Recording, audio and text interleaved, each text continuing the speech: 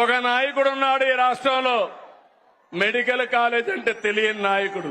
వీడెవడండి బాబు? ఆయన నాన్నే అదమని చెప్పేసుకుంటున్నాడు. ఆయన గురించి ఆయన తెలిసినంత మనకు తెలియదు కదండి. రాష్ట్రంలో మెడికల్ కాలేజీలు తెచ్చిన ప్రభుత్వం తెలుగుదేశం ప్రభుత్వం అవునా కాదా అని మిమ్మల్ని అడుగుతున్నాను. జోక్ అదిరిపోయింది గురుగారు. కనీసం ఒక్క గవర్నమెంట్ మెడికల్ కాలేజ్ అయినా తీసుకొచ్చాడా? సున్నా.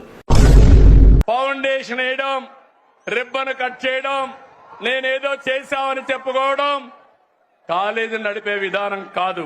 Vizianagaram medical college, Rajahmundry medical college, Eluru medical college, Machilipatnam medical college, Nandyal ప్రభుత్వ మెడికల్ కాలేజ్ ను 2023-24లో ప్రారంభించాం.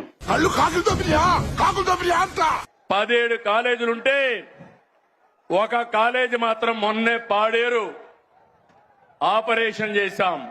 17లో 7 మెడికల్ కాలేజ్ క్లాసులు కూడా అందుబాటులోకి తీసుకొచ్చేసాం. కంపట్లేదా మనకి? మిమ్మల్ని అడుగుతున్నా, కంపట్లేదా మనకి?